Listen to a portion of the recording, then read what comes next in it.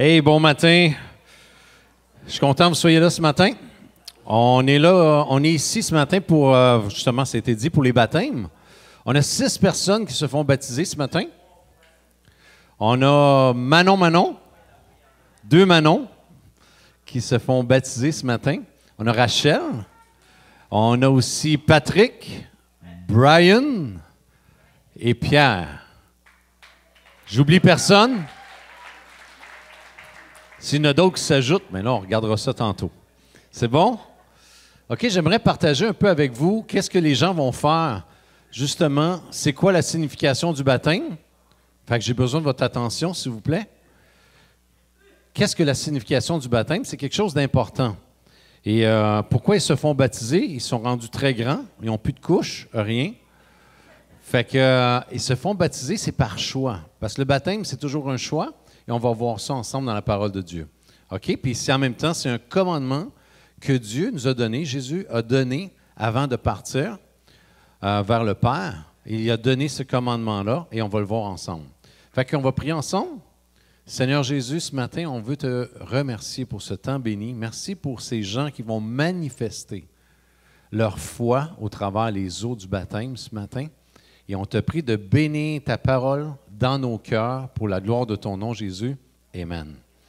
OK, fait que ce matin, on va commencer. Je vais commencer dans la parole de Dieu, voir pourquoi c'est Jésus qui nous a laissé ça. Je ne sais pas si on a les versets à l'écran, mais dans Matthieu 28, 19, on va voir ça ici ensemble. Ça dit, « Allez donc auprès des gens de toutes les nations et faites d'eux-mêmes des disciples. » Il ne dit pas ici, « Faites d'eux-mêmes des croyants. » C'est pas le verset? Bon, Matthieu 28, c'est peut-être moi qui ai fait une erreur, mais c'est pas grave. Matthieu, venez, vous tous qui êtes fatigués, chargés, c'est excellent ça aussi. Mais toute la parole de Dieu est excellente. Hein? Vous savez qu'il y a au-dessus de 5000 promesses dans la Bible et principes de vie pour que vous expérimentiez le maximum avec Dieu. Vous savez ça? Au-dessus de 5000. C'est incroyable comment que la parole de Dieu, elle est riche. Bon, on revient. Matthieu 28, verset 19, ça dit, « Allez donc auprès des gens de toutes les nations et faites d'eux-mêmes des croyants ou des disciples? » Des disciples. Croire, je peux croire intellectuellement que Jésus est venu, il est mort à la croix pour nous racheter de nos péchés, je crois ça. Mais aussi, dans la Bible, ça dit que les démons aussi croient en Jésus. Mais ils ne sont pas sauvés. Croire ne te sauve pas. Comme les démons, ça ne les sauve pas. C'est quand tu décides de mettre ta foi en Jésus et de dire « Je veux le suivre en tant que disciple ». C'est ce qui fait la différence.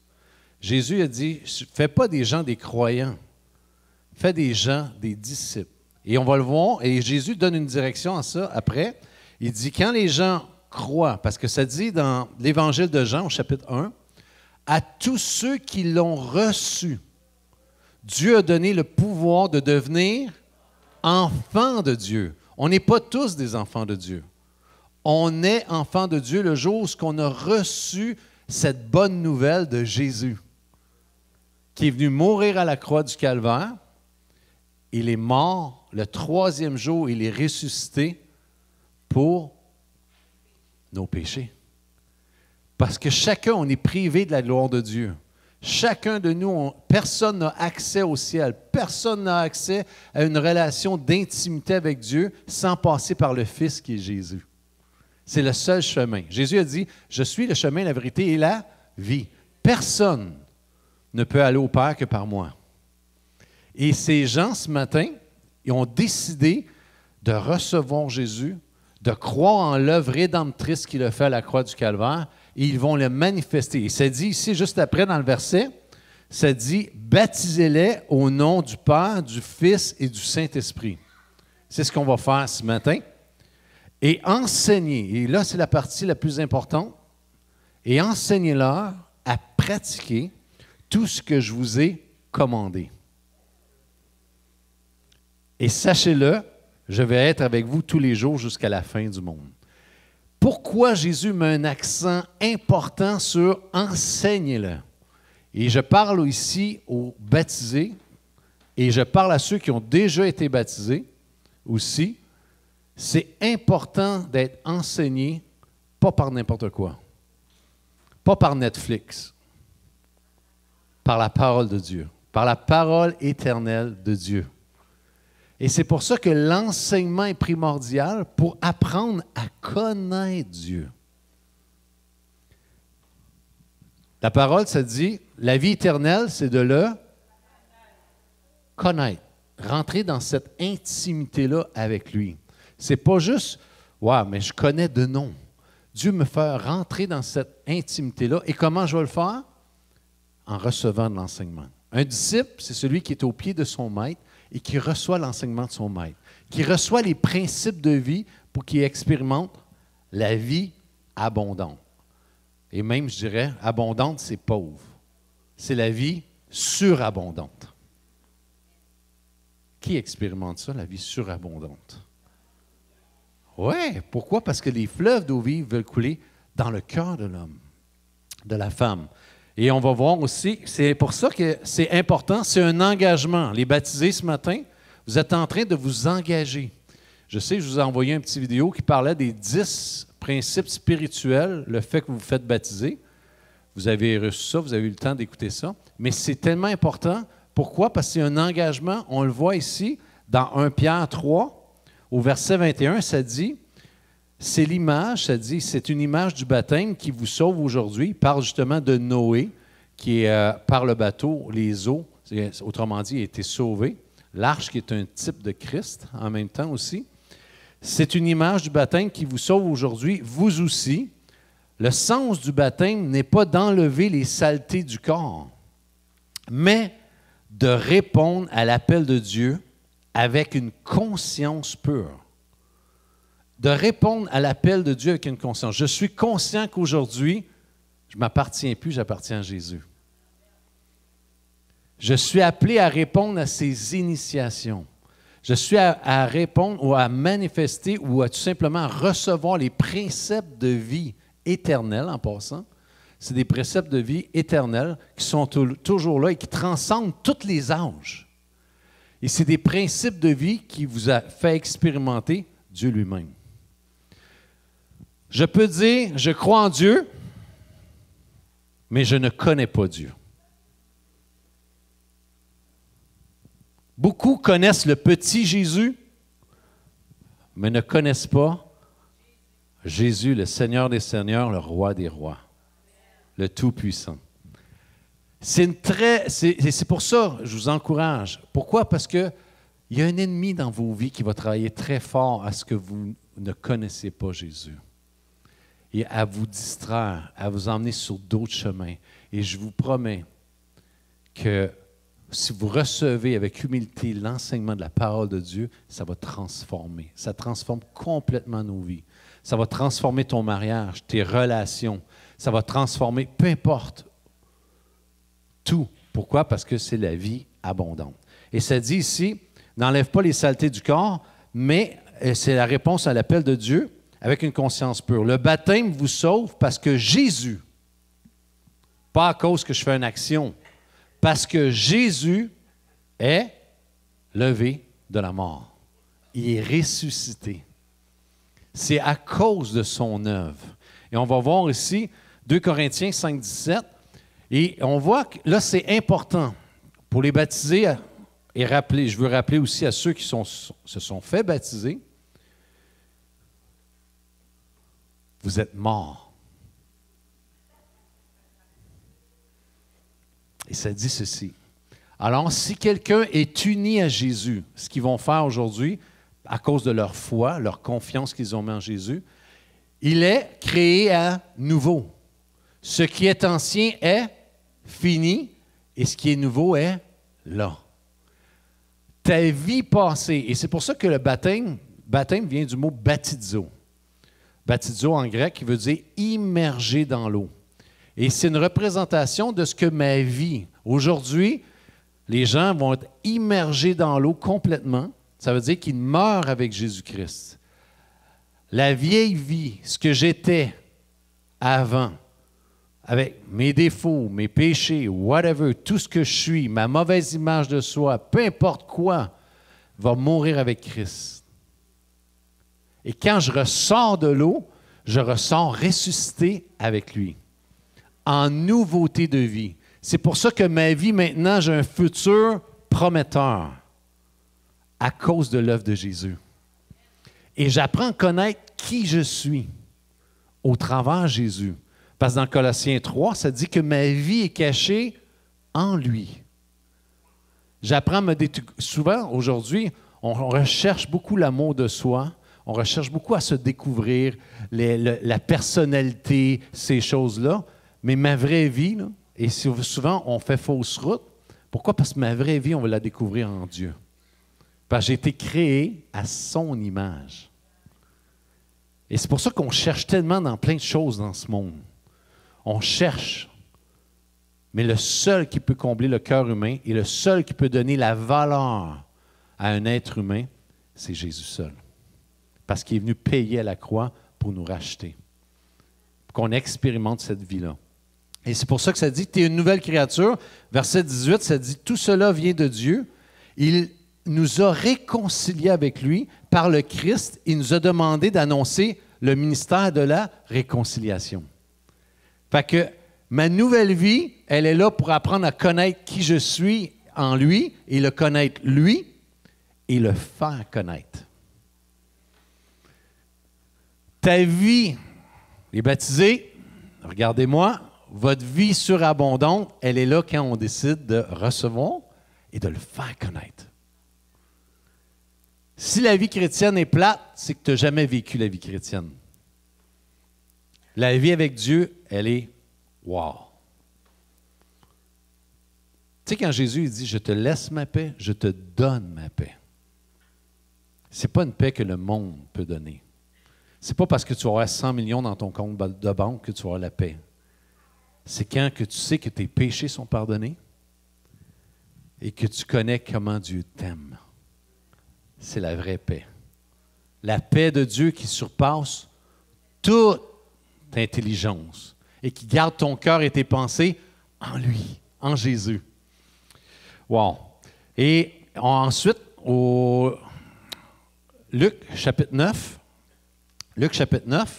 ça dit, « Ensuite, Jésus dit à tous, « Si quelqu'un veut venir à moi, » et en passant, juste avant, on va immerger les gens.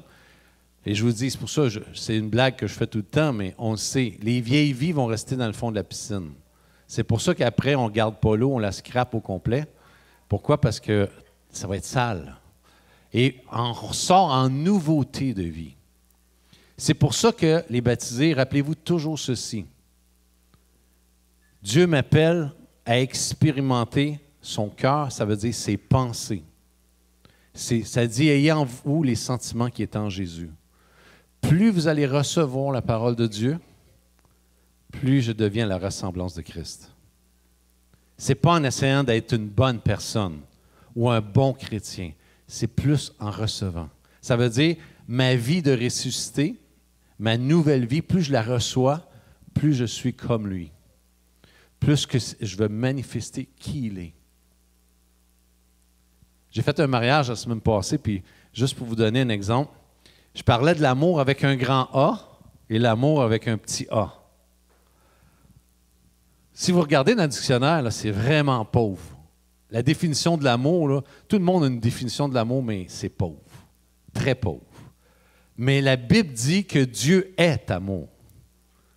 C'est la plus grande définition.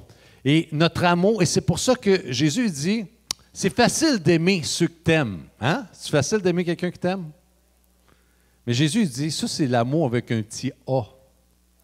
A, tout le monde est capable de faire ça. Mais l'amour avec un grand A, c'est aime tes ennemis. Hein? Es-tu malade, toi? Fais du bien à ceux qui te font du tort. Il est capoté, lui. C'est comme, on la connaît toute, celle-là. Tends la joue droite. Si on te frappe sur la joue, tends l'autre joue. Voyons, ça ne marche pas, ça. Mais Dieu est en train de te montrer que tu ne pourras pas expérimenter cet amour-là sans lui, parce que ça vient péter nos neurones. Ça vient péter nos concepts. Ben voyons donc, il me fait chier en bon français. Français. Fait que, qu'est-ce que je fais? Je le tasse. C'est facile de tasser les gens. C'est trop facile. Mais les aimer. Jésus dit, quelle gloire as-tu d'aimer ceux qui t'aiment? Ou ceux qui te font du bien, de faire du bien à ceux qui te font du bien, mais de faire du bien à ceux qui font du tort. Ça, c'est par exemple, c'est grand A. Et ça, c'est Jésus qui le fait en nous. Luc 9, ça dit au verset 23, « Ensuite, Jésus dit à tous, « Si quelqu'un veut venir avec moi, il ne doit pas penser à lui-même. Chaque jour, il doit porter sa croix et me suivre. » Ça veut dire que vous n'êtes plus appelés à vivre pour vous, mais à vivre pour Jésus. Ça, c'est la vraie bonne nouvelle. Ça, c'est le vrai message de l'Évangile. On n'est pas là pour se réaliser nous-mêmes. On est là pour laisser Christ en nous régner. C'est ça la bonne nouvelle. Et quand Christ en nous règne, on est délivré. On vit la liberté. Luc 9, verset 62, ça dit, Jésus dit, « Celui qui commence à labourer et qui regarde en arrière, celui-là n'est pas capable de travailler pour le royaume de Dieu. » C'est pour ça que quand vous... Ici, là, le baptême devrait toujours vous rappeler ceci. Quand tu te mets à chialer, quand tu te mets à critiquer, quand tu te mets à parler en mal des autres, quand tu te mets à dire des mots qui n'ont aucun sens, regarde cette image-là et rappelle-toi, Denis, tu es mort. Tu n'es plus appelé à parler comme ça. Tu es appelé à parler un langage qui vient du ciel, qui vient de Jésus, à parler comme lui. Comme à la croix quand Jésus dit, « Père, pardonne-leur, ils ne savent pas ce qu'ils font. » C'est un autre langage. Le langage de la croix, et c'est pour ça que ça dit, Jésus il dit, tu n'es pas appelé à regarder en arrière, mais à regarder en avant. Vous avez un nouveau focus, les baptisés. Et même tous ceux qui ont mis leur confiance en Jésus, un focus sur Jésus. Ça dit, ayant les regards sur Jésus, qui amène quoi? Qui suscite vraiment quoi? L'abondance dans ma vie. Fait que le focus, il doit être là. Et 2 Pierre 3, ça dit au chapitre 3, au verset 18, ça dit que l'amour et la connaissance de Jésus, notre Seigneur et notre Sauveur, grandissent en vous. Juste pour vous rassurer, ça fait 30 quelques années, ça fait depuis 90 que je suis né de nouveau. Pas vous décourager, je fais que commencer à connaître l'amour de Jésus. J'effleure son amour. Vous allez grandir toute votre vie dans l'amour de Christ. Laissez-vous de la grâce pour grandir. Vous ne comprendrez pas tout sur le coup. Mais le Saint-Esprit est avec vous pour vous faire grandir dans son amour. C'est lui qui va le faire. Et c'est pour ça qu'on se laisse de l'espace les uns les autres pour grandir dans son amour. Ce n'est pas une question de religion, c'est une question de croissance dans l'amour de Christ, dans sa connaissance. Amen. Et ma prière pour vous aujourd'hui, Philippiens 1,9, ça dit, « Et ce que je demande dans mes prières, c'est que votre amour augmente de plus en plus en connaissance et en pleine intelligence. » Et ça, la connaissance de Christ et l'intelligence qui vient de la parole de Dieu ne se fait pas sans la parole de Dieu. Et c'est pour ça que vous êtes appelés à vous nourrir de la parole de Dieu.